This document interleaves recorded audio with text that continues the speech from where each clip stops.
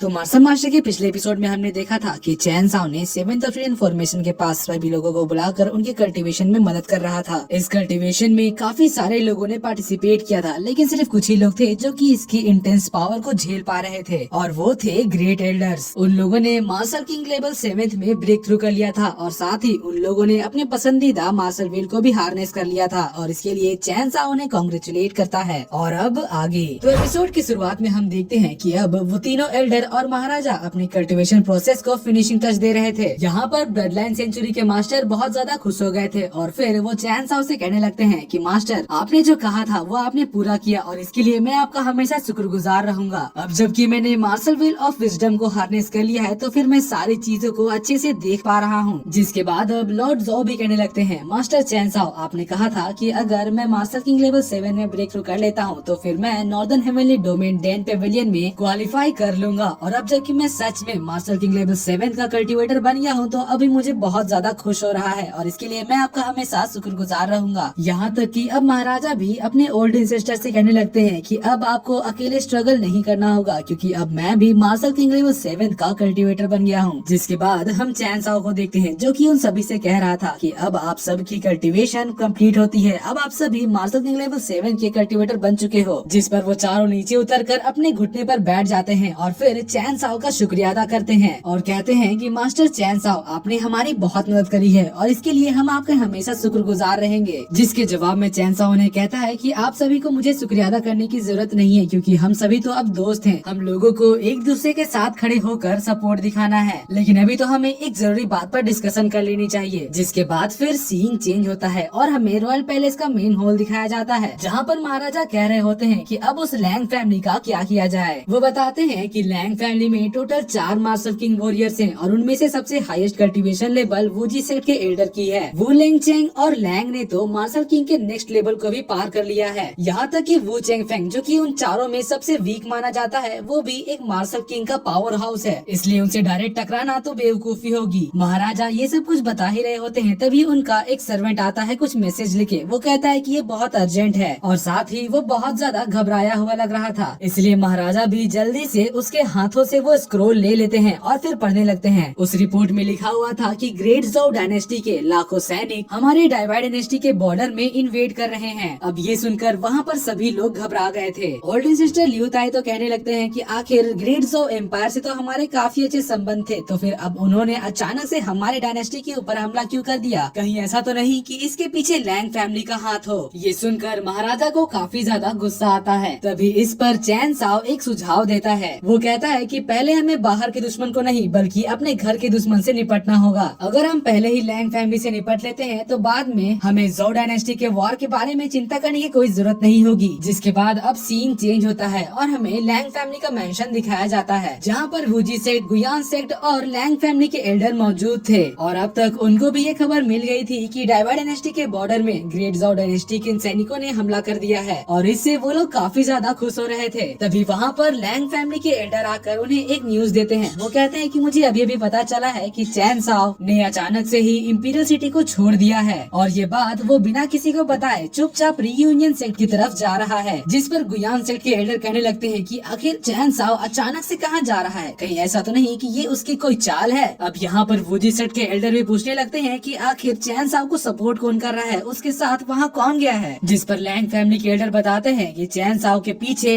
फूत Singh Chang है, और वो उसे सीक्रेटली प्रोटेक्ट कर रहा है। तो वूजी सेक्ट का एल्डर बोलता है कि अच्छा, ये वजह है उसकी इतना निडर होने का। तभी वहाँ एक दूसरा एल्डर कहता है कि फूत सिंह चैंग किसी से इसलिए नहीं डरता क्योंकि उसके साथ मो फैमिली और रॉयल फैमिली भी साथ है, और यही वजह है कि वो किसी से भी नहीं डरता है। तभी वहाँ पर लैंग फैमिली का एक सर्वेंट आकर उन्हें बताने लगता है कि बाहर में मो तियांगमिंग के एल्डर खड़े हैं, और वो आपसे मिलना चाहते हैं। तो ये सुनकर लैंग फैमिली के इंसिस्टर बोलने लगते हैं कि आखिर इतने रात गए, मो तियांगमिंग को हमसे क्या काम? तभी वूजी सेक्ट का एल्डर कहने लगता है कि हमने मो तियांगमिंग को हमारा फोर्स ज्वाइन करने के लिए इनवाइट किया था, तो शायद वो उसी का जवाब लेकर यहाँ आया होगा। लेकिन अगर वो यहाँ पर आज हमारा फोर्स ज्वाइन करने से इनकार करेगा तो फिर हम उसे यहीं पर मार के खत्म कर देंगे। अब ये सुनकर वहाँ पर सभी लोग हंसने लगते हैं, और सभी इस बात पर एग्री कर लेते हैं। जिसके बाद फिर मो तियांगमिंग फैमिली से मो लाओ ज़ाओ वहाँ पर आ जाते हैं। उनके यहाँ पर आने से पहले वहाँ पर सभी एल्डर्स छिप गए थे, सिर्फ और सिर्फ वहाँ पर लैंग फैमिली के एंसेस्टर थे, जो कि मो लाओ ज़ाओ से कहने लगते हैं कि आप जैसे बड़ी हस्ती आज हमारे यहाँ कैसे? बताइए हम आपकी क्या सेवा कर सकते हैं? जिस पर मो लाओ कहता है कि आज मैं यहाँ पर आपको ये बात बताने आया हूँ कि आपका इनवाइट मैंने एक्सेप्ट कर लिया है और मैं आपकी लैंग फैमिली का फोर्स ज्वाइन करना चाहता हूँ। मैं भी चाहता हूँ कि इस बड़े काम में मेरा भी कुछ हिस्सा हो। जिसके बाद अब मो लाओ कहने लगता है कि अब आप सभी को छिपने की जरूरत नहीं है, क्योंकि हम अब एक ही टीम में हैं। अब आप सब बाहर आ सकते हो। जिसको सुनकर सभी एल्डर्स बाहर आने लगते हैं और यहाँ पर वूजी सेट के एल्डर मो लाओ की तारीफ करते हैं। वो कहते हैं कि आपकी ऑब्जर्वेशन तो सच में काबिले तारीफ है। हमने अपनी की एनर्जी को साइलेंस किया था, लेकिन इसके बावजूद भी आपको हमारे बारे में पता चल गया। जिसके बाद अब लाओ कहता है कि हमें अपने जासूसों से पता चला है कि अब रॉयल फैमिली के एंसेस्टर लियो ताई पूरी तरह से ठीक हो गए हैं और साथ ही उन्हें ये बात भी पता चल गई है कि 20 साल पहले उन्हें जो इंजरी हुई थी उसके पीछे लैंग फैमिली, वूजी सेट और गुयान सेट के लोग थे। और मैंने ये भी सुना है कि ग्रेट ज़ो एम्पायर के सैनिकों ने